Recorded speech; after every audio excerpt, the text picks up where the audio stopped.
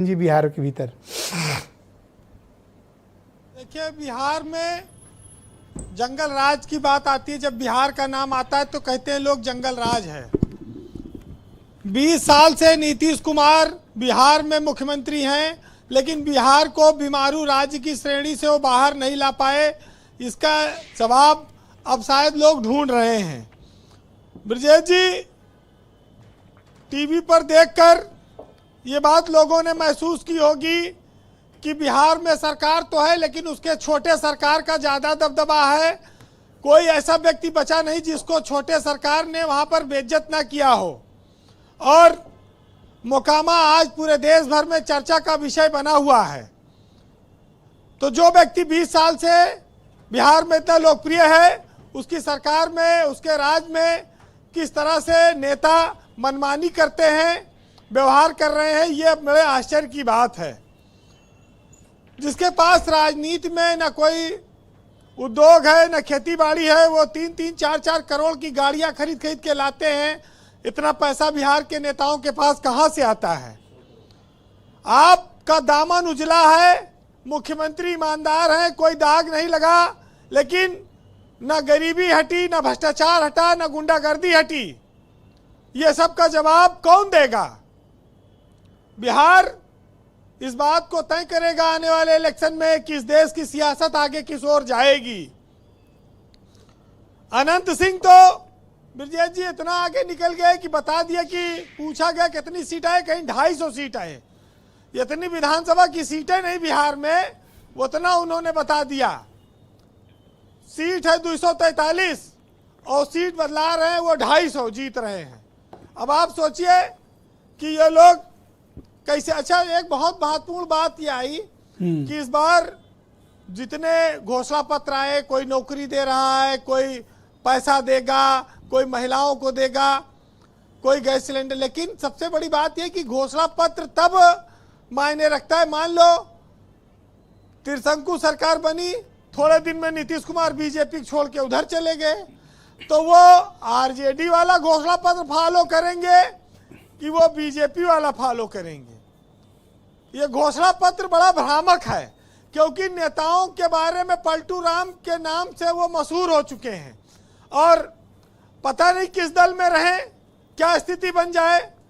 तो इसको लेकर भी काफी संशय है लोगों में कि नेता जरूर, जनता इस बात को सोचेगी कि आखिर कैसे हम उत्तर प्रदेश में, बिहार राज्य में कैसे वो वोट मतदान करे।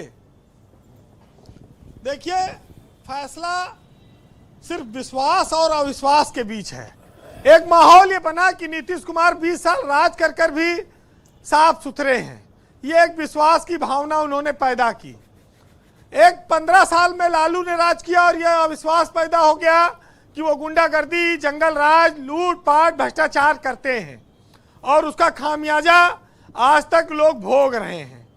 तो बात यही है। लेकिन समस्या इस बात की, एक चुनाव आता है तो हम सन 52 की बात करने लगते हैं, 54 की बात, बाप दादा आजम के जमाने की बात होती है कि वो ऐसे किए थे, नेहरू ने ऐसे किया था, लालू ने वैसे किया था, नीतीश ने ऐसे किया।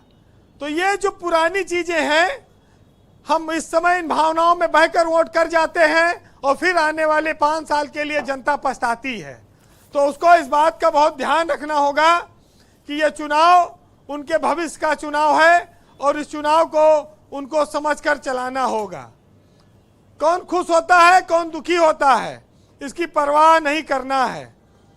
देखिए, लोग तो यहाँ कहते हैं कि जिस उम्र में लोग आराम करना चाहिए उस उम्र में मुख्यमंत्री बनने का सपना देखते हैं लोग। यहाँ दांत सब टूट गए हैं, लोग कहते हैं बीमार हैं। नौजवानों को भी मौका मिलना चाहिए और सियासत में प्रगतिशील विचारधारा के लोग नहीं आएंगे तो काम कैसे चलेगा। लेकिन समस्या यही है कि सय और मात के खेल में चेहरा बड़ा मायने रखता है। किसको एक बिहारी सब पर भारी वाली कहावत लोग सुनते रहे हैं। तो अब देखिए परिणाम क्या आता है। लेकिन आम आदमी की समस्या देखिए, अपने यहाँ कहा जाता है कि राजनीति बड़ी बेढंगी और विचित्र है। जिसको जुआ खाना चलाना चाहिए वो मंत्री बन जाता है, जिसको पुलिस अफसर बनना चाहिए वो डाकू बन जाता है, और जिसको प्रोफेसर बनना चाहिए वो जाके दलाली करने लगता है, जिसको जेल में होना चाहिए वो मजिस्ट्रेट को कंट्रोल करने लगता है, जिसको कथावाचक होना चाहिए वो कुलपति बन जाता है। तो जिसे जहां नहीं होना चाहिए वो वहां बैठा हुआ है, यही सबसे बड़ी समस्या है। सही जगह गलत आदमी। या तो कंक्लूड करें 4 लाइन सुनिएगा जी। कि हम आप जाति, धर्म, मजहब, सियासत के आधार पर वोट देते हैं, लेकिन उसके बाद फिर वही नून तेल रोटी का चक्कर शुरू हो जाता है। और एक साहित्यकार ने लिखा है कि आदमी उलझा है तेल और नून में, उसको मत उलझाइए कायदे और कानून में, तब समझ पाओगे तुम मेरा सफर, छत पर नंगे चलोगे जब तुम जून में। और डाल ने यूं टूट कर बदला लिया, जीभ में जब फंस कर कट गई दातून में।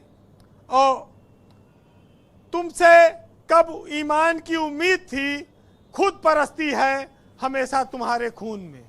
बहुत शुक्रिया वीरेंद्र जी, बहुत बहुत धन्यवाद हमारे साथ जुड़ने के लिए, अपना फीडबैक